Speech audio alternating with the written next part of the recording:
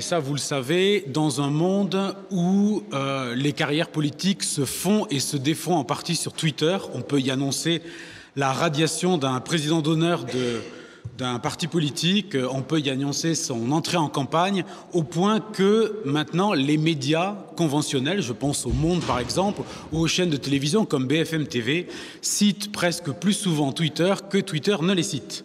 Et puis nous sommes dans un monde où ce qu'on appelle les GAFA, c'est-à-dire les grandes GAFA pour Google, Apple, Facebook et Amazon, pour ceux qui ne sauraient pas, ces grands du numérique ont une place prépondérante dans la diffusion, dans la circulation, parfois aussi dans la production de l'information, et puis prennent une place encore plus large dans nos sociétés, au point que leurs visées libertaires et même libertariennes, parce que certains le disent franchement, sont en train parfois de s'opposer aux visées de nos politiques, et puis ils ont un impact qui est en train de devenir un impact essentiel. Vous voyez ici l'impact qu'ils peuvent avoir sur les technologies, le transport, la fourniture d'électricité, la médecine, etc.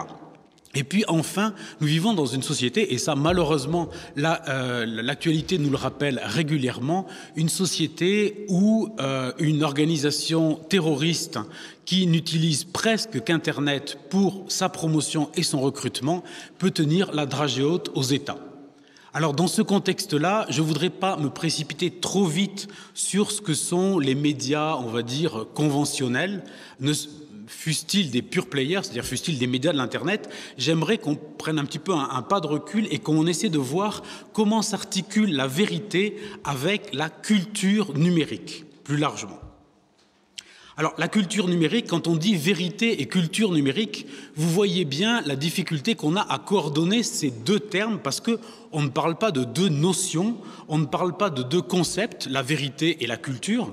On parle de la vérité d'un côté dont on nous a dit effectivement à quel point elle était intangible, universelle, et d'un autre côté, nous avons une culture numérique, c'est-à-dire une culture en particulier, une culture, c'est-à-dire l'ensemble des traits distinctifs qui caractérisent un groupe humain. Et cette culture, par définition, elle est contingente dans le temps et dans l'espace. Alors que, je vous le disais, la vérité, elle est transhistorique, universelle. Certains diraient à minima qu'elle est adéquation d'un discours au réel. Et puis, pour nous, catholiques, elle est le Verbe divin qui nous précède et donc sur lequel on n'a pas la possibilité, on n'a pas d'impact, on ne peut pas le changer. Donc on pourrait dire, pour faire simple et en introduisant, qu'on a une espèce de tentation dans l'Église assez forte à considérer cette relation entre la vérité et la culture numérique un peu comme une équation dans laquelle il y aurait une valeur fixe, ce serait la vérité, et puis une valeur variable qu'il conviendrait d'ajuster à la valeur fixe. Autrement dit, il faudrait essayer d'adapter notre culture contemporaine pour la rendre compatible avec la réception du Verbe divin, donc de l'Évangile. Il ne faut pas se cacher que notre Église a souvent succombé à cette tentation à un moment où elle avait encore les moyens de changer la culture. Maintenant, je pense qu'il faut être réaliste, au moins dans nos sociétés occidentales, nous, chrétiens, n'avons plus un impact suffisant et le danger, ce serait peut-être de nous surestimer un peu et aussi de nous lamenter sans fin sur le relativisme ambiant, le relativisme de cette culture. Alors, une théologie qui inclurait les données du numérique, les réalités numériques, pourrait nous aider à y voir plus clair. Le problème, c'est qu'elle reste largement à écrire. Ce que j'ai vu jusqu'à maintenant, c'est quand même très embryonnaire.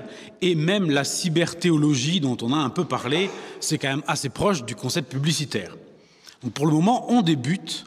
Alors pour sortir un peu de cette impasse, si on ne peut pas transformer la culture, quelle relation avec la vérité ou comment y inclure la vérité ?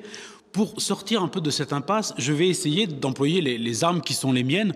Moi, contrairement à Monseigneur Moreau, je ne suis ni philosophe ni théologien, juste quelqu'un qui travaille dans les médias, qui regarde un peu autour de lui. Et donc, je ne vais peut-être pas dans un premier temps aborder la vérité intangible qui est le Christ, mais plutôt l'activité sociale, institutionnelle et culturelle de véridiction, pour reprendre les mots du sociologue Gérard Leclerc, sur les travaux duquel je me suis pas mal appuyé. La véridiction, c'est la volonté de dire le vrai. Ce n'est pas encore la vérité, c'est déjà pas mal. Et donc, en fait, dans cette approche qui tangente un peu la sociologie, je vais essayer d'aborder ce que sont la production et la circulation, et puis également la réception de la vérité dans sa contingence historique, sans pour autant tomber dans le relativisme ou dans l'historicisme. Voilà. Alors, au terme de cette longue introduction, peut-être faut-il 2 mots pour définir ce que j'entends par culture numérique. En fait, je dirais que si une culture, c'est l'ensemble des traits distinctifs d'un groupe humain, eh bien, ce groupe de la culture numérique, les tenants de la culture numérique, c'est en fait toutes les personnes qui font usage d'objets dont un professeur de l'Université de Californie qui s'appelle Lev Manovich il les appelle objets néo-médiatiques. Ces objets, ce sont bien entendu les médias en ligne, ce sont les applications, ce sont les réseaux sociaux, mais c'est aussi tout ce qui est produit et diffusé par un ordinateur. Autrement dit, cette culture numérique, elle s'étend à mesure que se réduit la fracture numérique. Je pense qu'elle s'étend à chacun d'entre vous. Alors cela dit, il faut peut-être faire attention, et je pense que c'est aussi un danger qui nous guette, nous catholiques, dans notre parfois volonté de bien faire, c'est d'avoir une approche un peu fétichiste de ces technologies numériques, pour reprendre les termes du sociologue Philippe Breton. En fait, d'avoir une approche fétichiste, c'est-à-dire de considérer que cette culture numérique, elle est à la fois toute puissante et elle est un peu la source de tous nos maux. Si ça ne va pas, c'est parce que les journalistes disent ceci ou parce que sur Internet, ça se passe comme ça. Il ne faut pas oublier que les objets néomédiatiques sont production de la société aux 2 sens du génitif. C'est-à-dire qu'en fait, ils sont produits par notre société et qu'en retour, ils la façonnent. Et c'est dans cette espèce de jeu d'écho, de jeu de miroir entre ces technologies numériques et une société qui en est porteuse et qui se laisse transformer par eux, qu'il va nous falloir essayer de discerner les mécanismes de production et de réception de la vérité. J'ai l'impression que ça vous laisse pantois, ça me fait un petit peu peur, j'avoue. Ça va jusque-là? D'accord. Alors j'essaierai de fonctionner en 2 temps. Le premier, qui sera peut-être le plus important en dimension, ce sera un peu un décryptage des rapports difficiles entre les vérités et la culture numérique.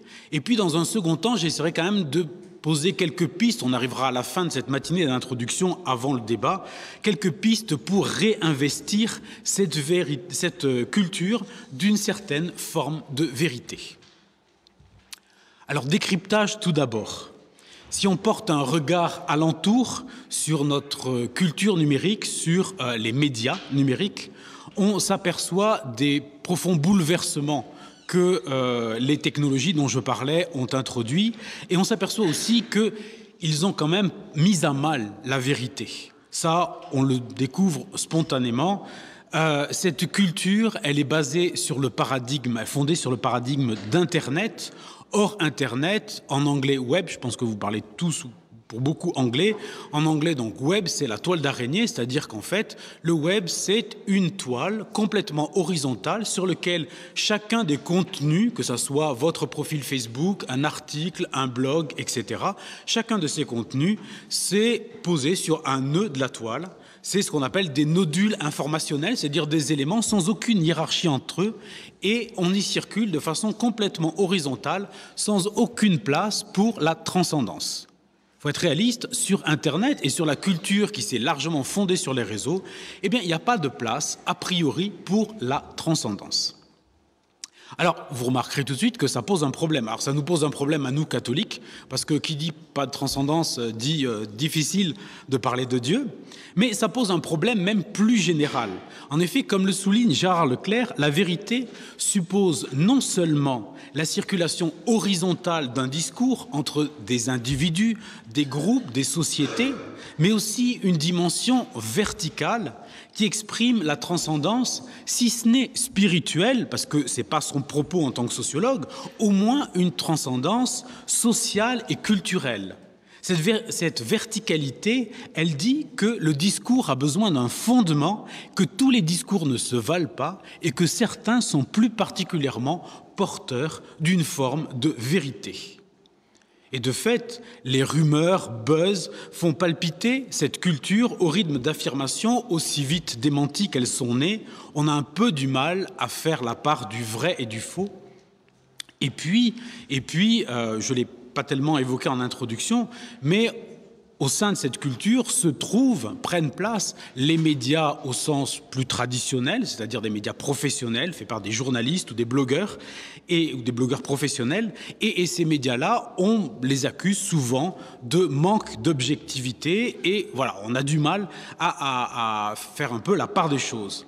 Et du coup, le danger, ce serait peut-être pour nous catholiques de jeter l'opprobre ou de rejeter en bloc une réalité culturelle qu'on qualifie facilement de virtuelle. Un monde où les utilisateurs n'existent qu'à travers leur pseudo serait un monde de pseudéa, c'est-à-dire un monde de tromperie. Pourtant, il ne faut pas oublier qu'en toute rigueur de terme, l'adjectif virtuel signifie ce qui est en attente de réalisation, comme on peut dire qu'une plus-value boursière est en attente de réalisation, qu'elle est virtuelle, tant qu'on ne l'a pas encaissée, tant qu'on n'a pas réalisé ses bénéfices, pour reprendre un terme du vocabulaire bancaire qui dit bien ce qu'il veut dire. Et donc ce monde, avec son impact, cette culture avec son impact dans les médias, mais aussi dans l'économie et dans la politique, quoique dématérialisé, il est bien réel. Et de fait, on peut noter que les grands noms de l'Internet, Google et Facebook en tête, font, pour des raisons commerciales sur lesquelles je reviendrai, la chasse aux pseudos et nous poussent à interagir avec notre identité propre, avoir une identité, un identifiant unique. Je ne sais pas si vous avez déjà essayé d'utiliser plusieurs services de Google sans utiliser l'identifiant unique, c'est un casse-tête terrible. Et ils font ça, donc pour des raisons sur lesquelles je reviendrai, mais aussi c'est une façon de faire coller cette culture numérique au réel, à ce que les Américains appellent « the real life », c'est-à-dire la vie qui est tangible et avec laquelle on peut interagir concrètement avec ses sens. Donc une réalité qui n'est pas si virtuelle que ça, une réalité qui est beaucoup plus proche du réel qu'on le dit, et puis une culture numérique dans laquelle la prétention à dire le vrai n'a pas disparu. En effet, on le signalait précédemment, la prétention à dire le vrai, c'est une propriété anthropologique, c'est une condition du vivre ensemble, c'est le fait qu'on ne puisse pas mentir comme un des interdits fondateurs des sociétés, de la nôtre, des sociétés judéo-chrétiennes également. Ça dit le fait qu'une société dans laquelle la parole n'a plus de valeur est une société dans laquelle on ne peut plus vivre. On ne peut plus se faire confiance, on ne peut plus travailler, on ne peut plus faire d'affaires. Donc voilà, cette prétention à dire le vrai, c'est à la fois une réalité anthropologique, c'est une condition du vivre ensemble, c'est aussi une caractéristique intrinsèque du langage. Ça, Charles Moreau nous l'évoquait déjà tout à l'heure, et je ne ferai que poser une pierre supplémentaire sur un édifice solide qu'il a déjà largement construit.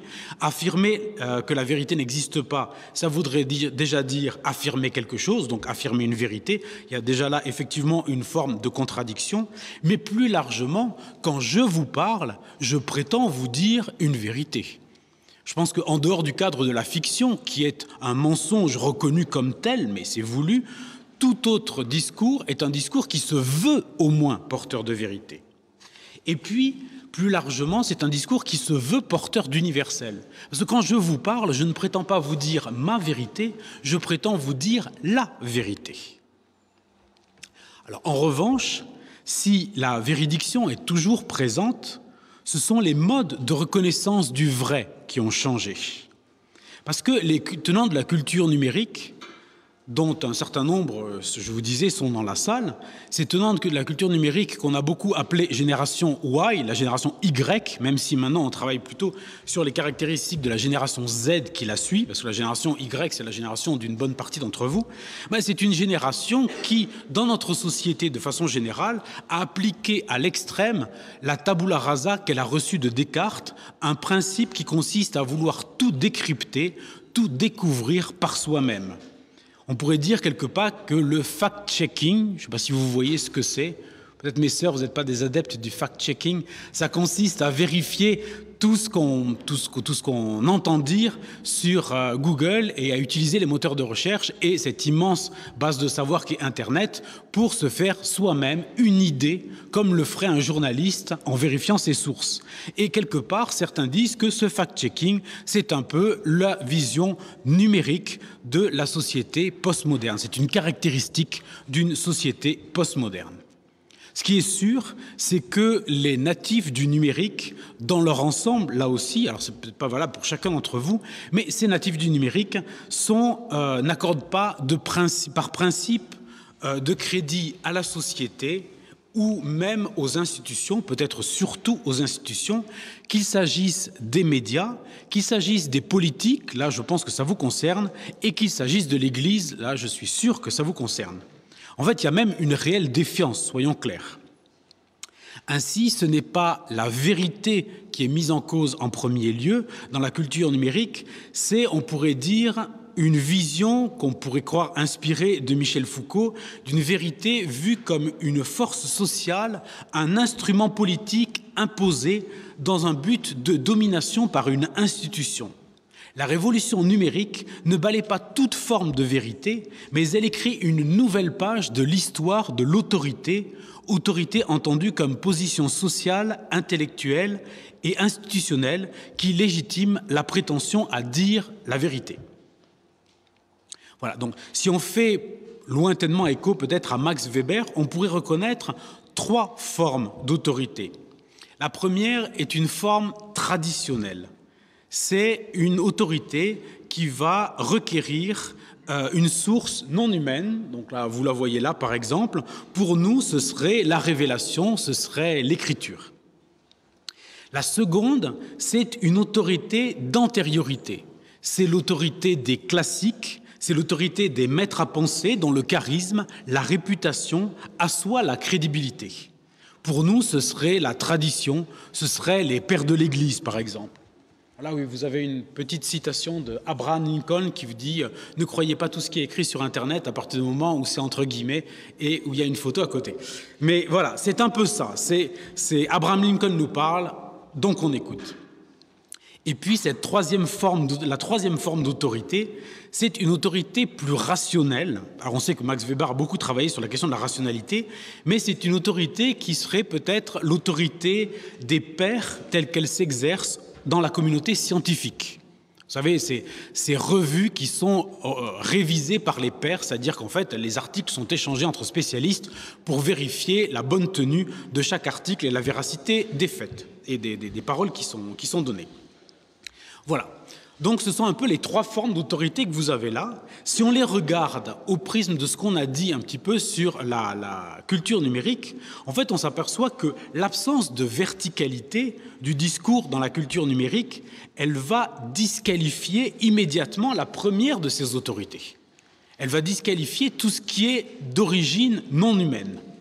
Donc, exit ce que Max Weber appelle la tradition, donc qui pour nous serait plutôt, je vous le dis, la révélation. Cela n'enlève pas, bien entendu, la valeur du discours, mais cela lui enlève sa prétention à dire le vrai. C'est-à-dire que, sur Internet, la Bible est ravalée au rang d'écrits de sagesse, de monuments de la littérature, de best-seller mondial, mais c'est tout, parmi plein d'autres. Voilà. Donc ça, c'est la première autorité. La seconde, elle ne se porte pas très bien non plus, cette autorité d'antériorité. Parce que dans une culture qui va magnifier la nouveauté, les classiques ne font plus forcément recette, même si certains émergent quand même encore un peu du lot. On a donc finalement une autorité qui va se reporter sur cette 3e forme d'autorité, les pairs. Alors là, ils communiquent pas beaucoup, mais c'est 2 petits bonshommes qui envoient des tweets. Mais ces pairs, en fait, ils vont être peut-être la source première de l'autorité, c'est-à-dire de la prétention à dire le vrai sur la culture numérique. Alors, si la vérité est vérité par elle-même, donc on pourrait dire que ça ne pose pas de problème, la difficulté, c'est que la réception par un groupe social de la vérité présuppose la crédibilité de son locuteur. L'autorité énonciative s'appuie sur une autorité institutionnelle.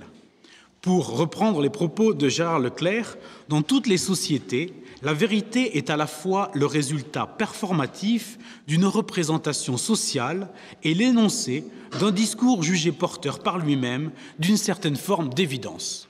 Autrement dit, si quelqu'un que vous jugez absolument pas crédible vous dit quelque chose de très vrai, vous aurez beaucoup de mal à l'accepter pour vrai. Voilà.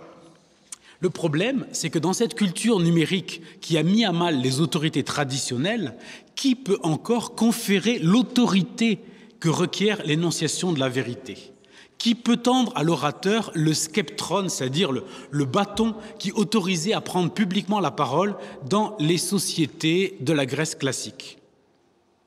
Alors vous me direz, l'identification des pairs, elle est simple. Connectez-vous sur votre réseau social favori, comme certains d'entre vous sont déjà en train de le faire pour passer le temps, et vous avez raison, mais... non, mais on va dire que vous êtes polychronique, c'est bien. Et ce que je veux dire, c'est que connectez-vous sur ces réseaux sociaux et vous verrez s'afficher la liste de vos contacts. La grande difficulté, c'est que vous avez bien conscience que cette liste de contacts, elle ne fonctionne pas comme un groupe de pairs dans la société scientifique ou dans le monde scientifique.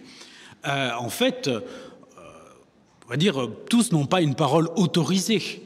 Et s'en remettre aux membres de votre carnet d'adresses sur Facebook pour valider une vérité, c'est un peu comme demander la confirmation d'une réalité scientifique aux lecteurs de Science et Vie Junior, voire dans certains cas, c'est même plutôt Pif Gadget.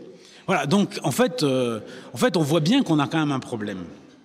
Et puis, il faut quand même être conscient, nos amis, on les choisit forcément à notre image. Alors nous, on trouve ça très flatteur, parce que s'ils nous ressemblent, c'est bien. Mais ça veut dire du coup que la confirmation que l'on va avoir d'un fait, de la véracité d'un fait par notre groupe d'amis, elle ne sera valide que dans le cercle parfois assez restreint des gens qui pensent comme nous. Et là, il faut quand même se dire que dans l'Église aussi, on a un peu tendance à rester dans cette bulle et à se dire que finalement tout le monde est d'accord, parce que tous mes contacts, ils postent un peu la même chose sur Facebook. Mais mes contacts, ils pensent comme moi, donc c'est normal.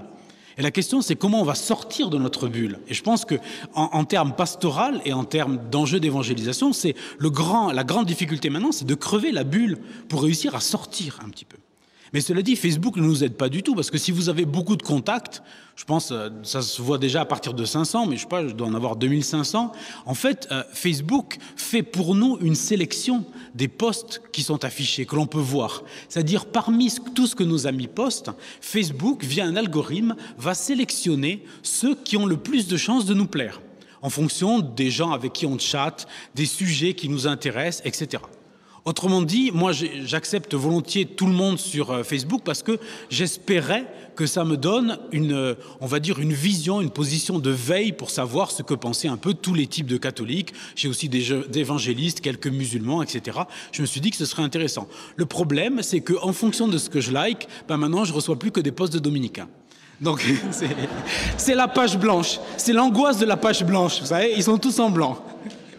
C'est méga flippant. Et je suis même tenté d'ouvrir un autre profil, et sans dire vraiment qui je suis, pour essayer d'avoir les avis d'autres personnes, parce que sinon il faut que je regarde dans mon carnet d'adresse et que je me dise tiens, mais lui il poste plein de trucs intéressants, ça fait longtemps que j'ai rien vu, je vais les regarder sur son profil. Autrement dit, il faut que je fasse moi-même la veille, alors que j'espérais que Facebook m'aide à faire cette veille. Donc vous voyez déjà l'une des difficultés émergées qui est celle de ce que certains appellent la gouvernance algorithmique. Alors là, ce n'est pas tellement dans le sujet de cette université d'été, mais pour des gens qui s'intéressent aux politiques, je trouve que c'est un sujet absolument intéressant. C'est qu'en fait, on est dans un monde qui est de plus en plus gouverné par des algorithmes et de moins en moins par des humains. Alors il y a forcément des humains derrière.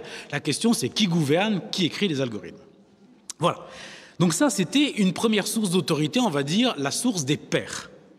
Une autre de ces sources d'autorité, c'est on va dire les moteurs de recherche. C'est-à-dire qu'on a bien conscience, et ça, Monseigneur Moreau en a parlé tout à l'heure, on a bien conscience qu'on est maintenant dans un monde où la masse d'informations est telle que non seulement il nous faut déléguer une partie de notre mémoire, ça c'était déjà le cas avec les livres, mais qu'il nous faut aussi déléguer une partie de notre capacité de recherche, de discernement. Parce qu'avant, effectivement, pour éviter l'infobésité, c'est-à-dire pour éviter d'avoir la mémoire pleine, on essayait d'avoir une tête bien faite et on apprenait à bien chercher en bibliothèque. Maintenant, même quelqu'un qui cherche bien ne peut pas chercher sur Internet. Le seul moyen, c'est de s'en remettre aux algorithmes de Google. Et quand on cherche, c'est Google qui trouve, bien entendu. Or, justement, on voit bien que là, on a une autre difficulté qui émerge, un peu en lien avec les algorithmes dont je parlais tout à l'heure. C'est-à-dire qu'en fait, qu'est-ce qui va conférer l'autorité d'un document, d'un contenu sur Internet? C'est en fait son ranking, c'est-à-dire son référencement en français, c'est-à-dire le positionnement qu'il a sur les moteurs de recherche. Parce que la plupart des contenus sont trouvés comme ça. Et ainsi, on se rend compte que l'autorité, eh bien maintenant, elle va être liée à la popularité. Et donc, la vérité que l'autorité confère, en fait, cette crédibilité, eh bien, elle va aussi être liée à la popularité. Alors, vous me direz, aucun des moteurs de recherche ne prétend nous dire la vérité, hein. C'est clair. Ils ont mis en place une autre notion qui, à mon avis, est un peu toxique, qui est très typique de la culture numérique, qui est très typique aussi d'une forme de pragmatisme à l'anglo-saxonne, pragmatisme au sens d'une école philosophique telle qu'on en parlait, qui est un peu l'option de Richard Rorty, c'est en fait d'essayer de voir qu'est-ce qui est utile plutôt de voir ce qui est vrai. Et à la place de la vérité, ils nous proposent une vérité light qu'ils appellent la pertinence. La pertinence, c'est très simple. Si on dit que la vérité est adéquatio rei et intellectus, c'est-à-dire adéquation de l'intellect au réel, à la chose. La pertinence, elle, c'est l'adéquation entre les contenus qui nous sont proposés, des articles, des vidéos, des photos, et les attentes exprimées ou non des internautes, les attentes de chacun d'entre nous. Alors vous savez que déjà depuis des années, Google épie tout notre surf sur Internet et nous cartographie, fait de nous une analyse selon 23 critères de façon à pouvoir nous apporter les réponses les plus en adéquation avec nos attentes, les réponses qu'ils appellent pertinentes. Il y a 10 jours, je crois, un jeune développeur a proposé un moteur de recherche 40% plus efficace, 40% plus pertinent, plus pragmatique. Et ce moteur de recherche fouille l'intégralité de notre ordinateur, lit la totalité des documents, lit la totalité des correspondances, fait les liens avec tous nos contacts et leurs documents et leurs recherches, de façon à nous apporter les réponses les plus pertinentes possibles, les plus en adéquation avec ce que nous sommes.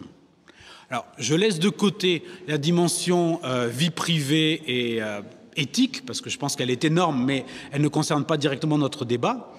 Mais vous voyez, tout ça est fait pour apporter un service qui va être toujours de meilleure qualité, quoique gratuit. Alors on peut se dire, youpi, amen, alléluia. Mais en fait, en même temps, il faut être réaliste. Tout ça n'a pas vraiment une visée philanthropique. Google, le jour où ils seront philanthropes, ça se saura. Et donc, en fait, pour reprendre les mots d'Andrew Lewis, si vous ne payez pas, vous n'êtes pas le client, vous êtes le produit que l'on vend. Et chacun d'entre nous, sur Internet, nous sommes des produits et nous sommes achetés et vendus, ou plutôt, toutes les données qui nous concernent sont travaillées et sont vendues sous le nom que vous connaissez probablement de Big Data. Et donc, en fait, c'est l'essentiel du contenu, c'est un peu le pétrole du XXIe siècle, ces données. Alors vous voyez, ce modèle économique qui nous permet d'avoir accès à pléthore de services en toute gratuité, il a quand même un revers important. En effet, par définition, les médias doivent assurer une médiation. C'est une banalité que je dis, mais ils doivent assurer une médiation entre l'individu, vous, moi, et le réel. Pardon, la plante ? Pardon. Non, c'est la date aussi, je ne veux pas la déranger. Voilà, donc le problème des médias, c'est qu'effectivement, ils doivent assurer une médiation, mais cette médiation, elle est plus que du transport d'informations. Un média fait plus que transporter l'information. Or, les médias numériques étant de plus en plus rapides, le tempo étant de plus en plus rapide, comme ils sont instantanés, on les croit immédiats. C'est-à-dire, en fait, on ne voit plus tellement cette médiation. Là où on avait bien conscience du travail de journaliste, de la presse écrite, on voit moins directement tout le travail qui est fait de médiation et qui nous permet d'accéder à un contenu immédiatement ou instantanément, plus précisément, sur notre téléphone portable. Et donc, en fait, on ne s'aperçoit pas que cette médiation, sa qualité se dégrade progressivement.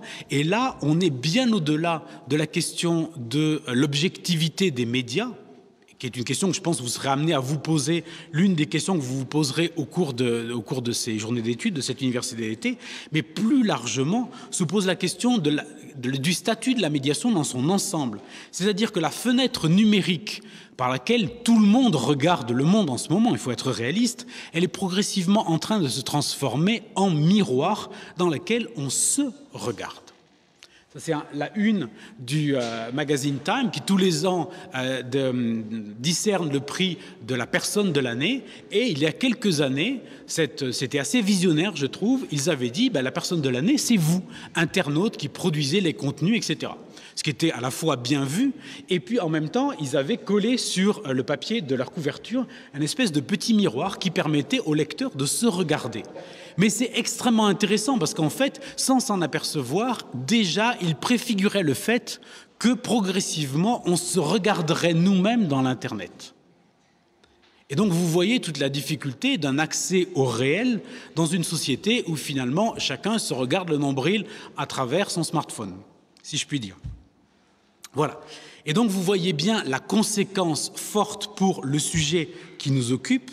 La conséquence est la suivante, c'est que les institutions crédibilisantes qui sont censées donner l'autorité nécessaire à la profération de la vérité sont en même temps les fossoyeurs de l'universel qui remplacent par cette pertinence notion par nature relative.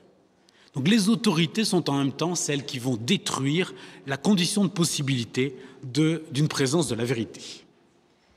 Jusqu'à présent, j'ai plutôt abordé la vérité énoncée, l'énonciation de la vérité. Mais c'est intéressant de s'apercevoir aussi qu'il faut faire un décryptage de la vérité requise, c'est-à-dire de la vérité qui est requise par les institutions. Si on poursuit un peu dans la ligne de Michel Foucault, on s'aperçoit effectivement que les institutions, en partie notamment les États, les partis politiques et d'autres, assoient leur autorité sur la vérité qu'elles exigent des individus.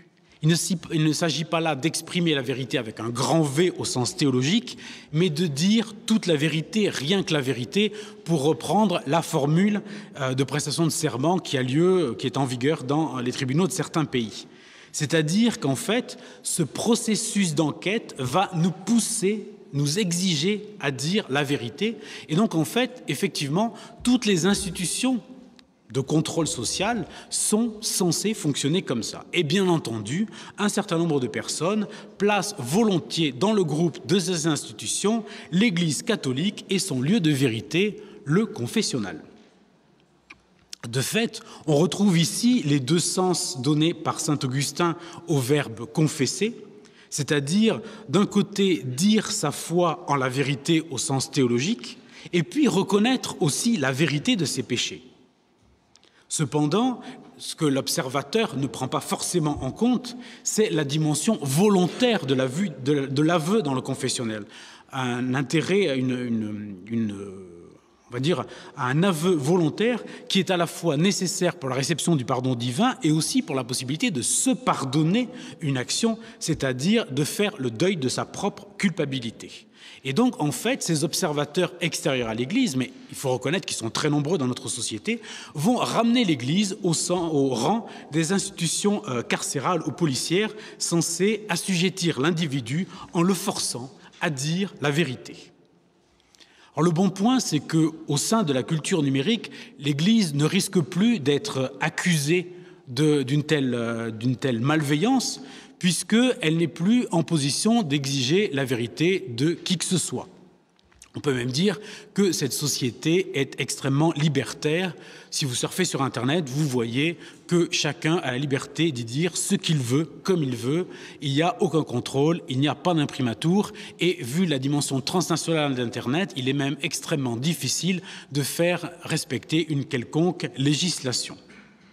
Et pourtant, ce processus de la vérité requise, ce processus de dévoilement, d'aletheia, il a toujours lieu Simplement, il a un peu changé. C'est-à-dire que sur des réseaux qui sont basés sur la publication au sens premier du terme, c'est-à-dire de rendre public d'informations qui vont relever de la sphère du privé, eh bien, ces réseaux vont nous pousser, sous prétexte qu'on est entre amis, vont nous pousser à transformer notre intimité, l'intimité des informations qui nous sont personnelles, en ce que Serge Tisserand appelle l'extimité, c'est-à-dire, en fait, une intimité étalée aux yeux de tout le monde.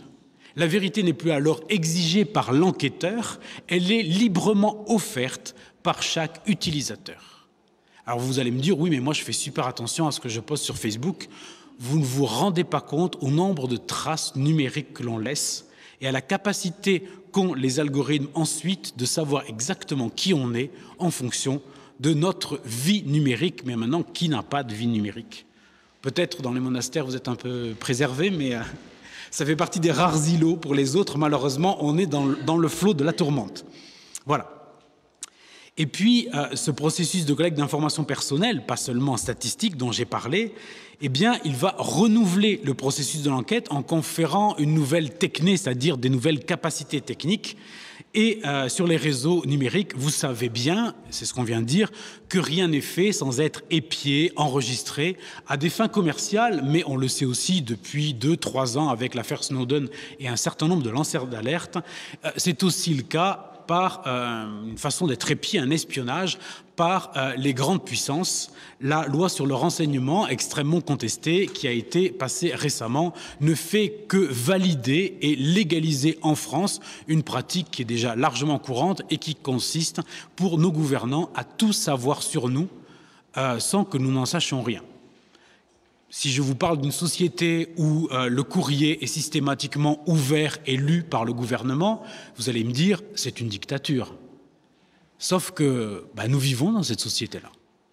Nous vivons dans une société où le gouvernement lit la totalité de notre courrier. Voilà. Moi, personnellement, je trouve que ça pose question. Voilà. Après, on sort un peu du débat, donc je n'irai pas plus loin. Ce qu'on peut dire, c'est qu'il y a quand même une forme d'assujettissement qui est extrêmement forte. Je ne pense pas que George Orwell aurait imaginé mieux. Voilà. Alors face à l'exigence de cette vérité des puissants, jusque-là, les individus avaient, on va dire, 2 recours. Le premier, c'était le silence, et le second, c'était le mensonge. Maintenant, à partir du moment où tout ce qu'on fait est épié et traqué, on ne peut plus mentir et on ne peut même plus se taire. Donc ce silence qui conviendrait à dire « je ne sais pas si je vais dire vrai ou pas, je ne dis rien », même ça, on n'y est plus autorisé. Et donc finalement, les inférieurs, les dominés de la culture numérique se sont tournés vers une autre forme, une autre échappatoire que l'on pourrait qualifier de parésia. En grec, parésia, c'est tout dire. Dans la Grèce, notamment à Athènes, c'était un peu la faculté des citoyens libres qui avaient la possibilité de prendre la parole sur tous les sujets et dire ce qu'ils pensaient et affirmer ce qu'ils pensaient. C'est une forme de volonté de dire la vérité à tout prix, de vider son sac, comme le font un certain nombre de collectifs sur Internet, dont des collectifs chrétiens qui défendent leurs opinions, et je trouve que c'est très bien.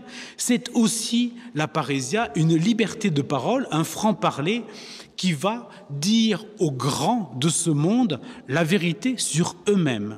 Et en ce sens, c'est un acte de dissidence, une sorte de revanche des lanceurs d'alerte contre les puissants. Alors on comprend que les gouvernements fassent tout pour faire taire les lanceurs d'alerte et qu'ils fassent tout pour faire fermer des sites comme Wikileaks, parce que effectivement, ces sites-là, c'est peut-être la dernière option qui nous reste pour essayer de lutter, on va dire, de s'opposer à une hégémonie totale de groupes, soit politiques, soit économiques, sur notre vie numérique et finalement sur notre vie en général. Voilà.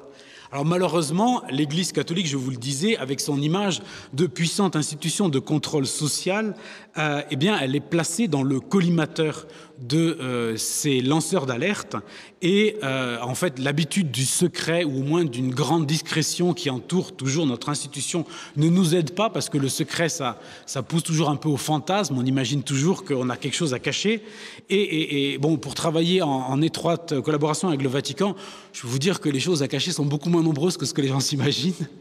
mais qu'en fait, derrière ça, eh ben, ça a donné les Vatilix, et puis ça a donné un certain nombre de révélations ou de pseudo-révélations qui entraînent aussi l'Église un peu dans la tourmente, je dirais. Donc une Église qui ne peut plus prétendre affirmer la vérité, si ce n'est auprès de ses fidèles qui, eux, sont déjà touchés par le Verbe divin, donc déjà convaincus de la vérité, qui ne peut plus requérir des individus qu'ils fassent la vérité sur leur propre vie, et qui s'entend maintenant qui s'entend dire ces 4 vérités. Voilà, donc un constat, et j'en terminerai par là pour le constat, qui peut vous paraître peut-être un peu sombre, qu'il l'est, je pense, en partie, et pourtant dans lequel il y a aussi des pierres d'attente pour bâtir des choses. Enfin, moi, j'en suis convaincu. Donc ensuite, je tenterai dans cette partie, mais qui sera beaucoup plus brève, rassurez-vous, je tenterai d'esquisser quelques éléments, quelques façons de réinvestir la culture numérique. Alors, je vais l'aborder à partir d'un exemple qui est celui que je connais le mieux, qui est celui de l'Église catholique en tant qu'institution.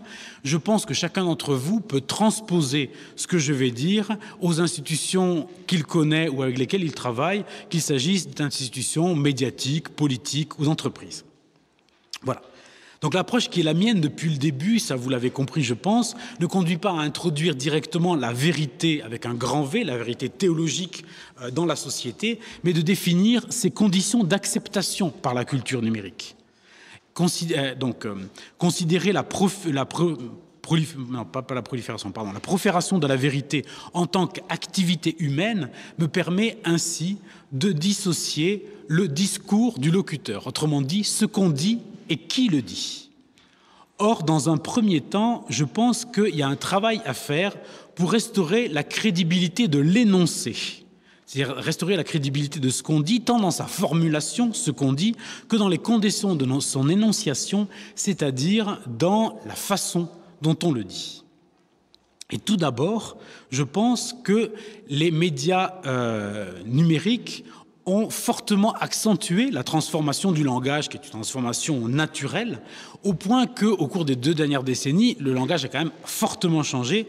On peut se demander si les geeks, les jeunes fans d'informatique, parlent encore français comme la génération au moins de leurs parents. Et comme saint Paul nous appelait à être grecs avec les Grecs, moi je dirais qu'il faudrait être un peu geek avec les geeks, c'est-à-dire en fait, il y a tout un travail d'inculturation qu'il nous faut faire de façon à pouvoir rendre la parole de Dieu audible dans notre société. Pour en revenir un peu à ce que je disais au début, notre tentation, c'est de vouloir changer la société pour qu'elle puisse accueillir le Christ. À mon avis, c'est vain. Ce qu'il nous faut plutôt, c'est essayer de changer notre formulation de la vérité, pas le contenu, mais la formulation de la vérité, de façon à la rendre compatible avec nos contemporains, de la rendre audible. Et ça, je pense que ça passe bien entendu d'abord par l'abandon de l'hégémonie de l'écrit. Ça paraît comme une évidence, mais quand on voit la façon dont notre Église travaille, on se rend compte que malheureusement... alors la vidéo, c'est... déjà après, si tu peux juste revenir en arrière, voilà, une seconde. Non, vous avez prévu une vidéo parce que je parle trop, donc je m'étais dit que ça vous ferait une pause, mais c'est dans 2 secondes.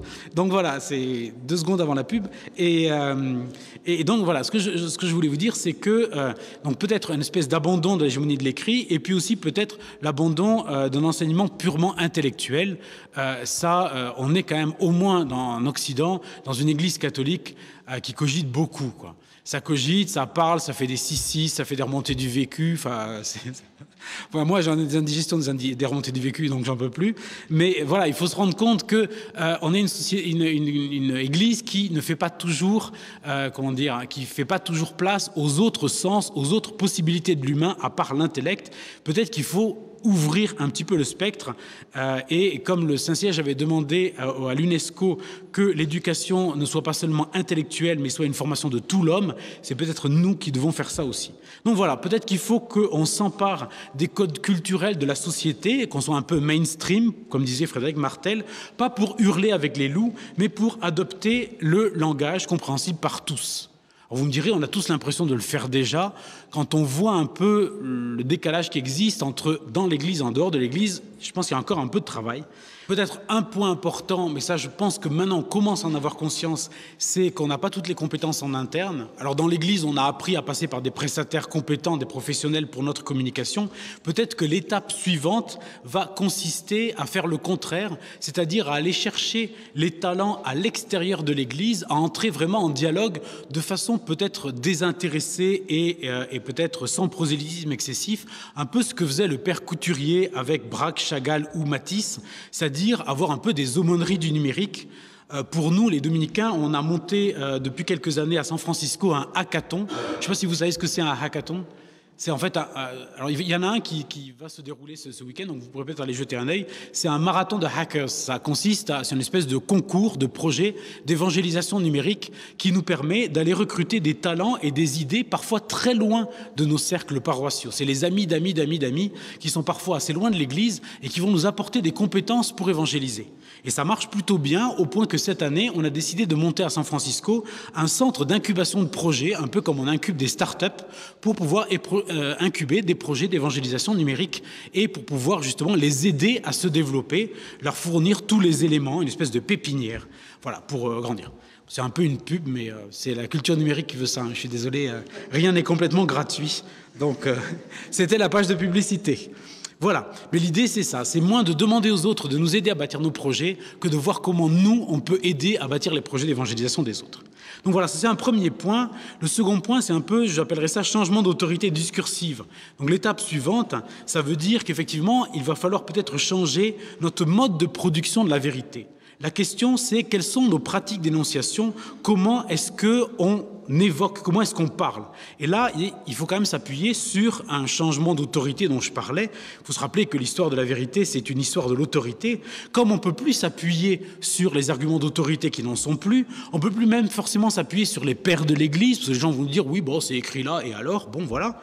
Il va falloir trouver les nouvelles autorités qui vont nous permettre de réintroduire la vérité.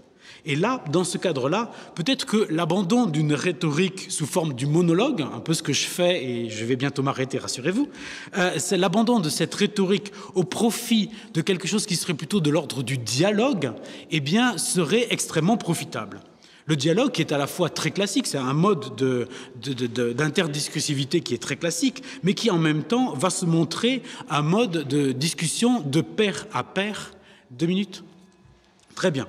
Un mode de discussion de pair à pair qui va permettre justement d'entrer en interdiscursivité, en dialogue avec cette culture numérique qui aide et qui aime justement interagir. Et puis c'est souvent des paroles courtes et il faut quand même reconnaître qu'à l'heure des tweets, les paroles courtes marchent beaucoup mieux que Bossuet. Voilà. Et puis il faut dire aussi que le dialogue va impliquer un questionnement. Et dans cette question, moi, le questionnement, on en a beaucoup dans l'Église, la question c'est quand on parle, souvent quand on parle, en fait on répond à une question implicite. Mais qui pose la question ? Qui pose la question ? Est-ce que c'est l'Église qui pose sa question ou est-ce qu'on répond aux questions des autres ? Et je pense que quand on essaie de proférer la vérité, on n'a effectivement pas le choix de la vérité que nous devons apporter. En revanche, nous pouvons choisir les questions auxquelles on répond. À nous de choisir de répondre aux questions des autres. Et puis, ces questions-là, il faut s'engager, descendre dans l'arène pour avoir un dialogue de pair à pair, même pour les spécialistes. Un journaliste d'information religieuse assez réputé me disait qu'il était très contrit de devoir répondre aux commentaires qui étaient faits sous ses articles sur le site internet de son média, parce que ces commentaires étaient parfois d'une affligeante bêtise. Mais c'est le seul moyen, en fait, de dialoguer d'égal à égal avec des néophytes, c'est le seul moyen de réintroduire la vérité, de rendre la vérité populaire. Donc voilà, ça c'est le premier point, un peu changer notre façon de dénoncer la vérité. Le second point, je vous le disais, c'est qu'en fait, toute autorité de ce qu'on dit s'appuie sur une autorité institutionnelle. À nous de réintroduire de l'autorité dans l'Église catholique, à nous de donner à l'Église catholique une autorité dans la culture numérique et dans les médias.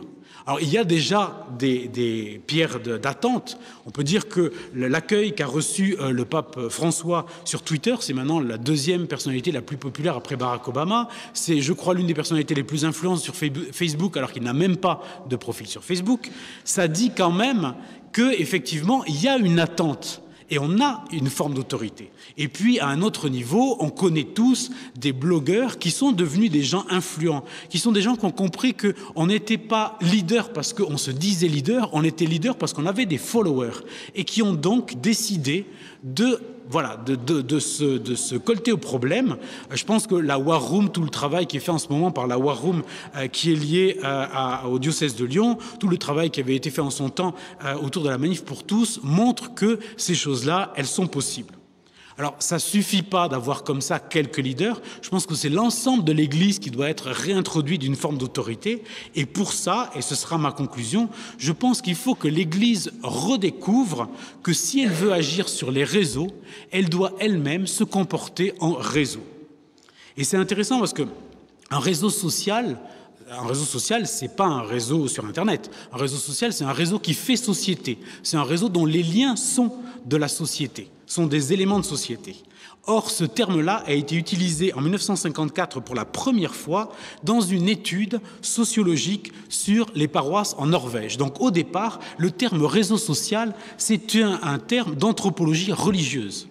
À nous de réintroduire ce terme dans l'Église, à nous de considérer l'Église comme un réseau social.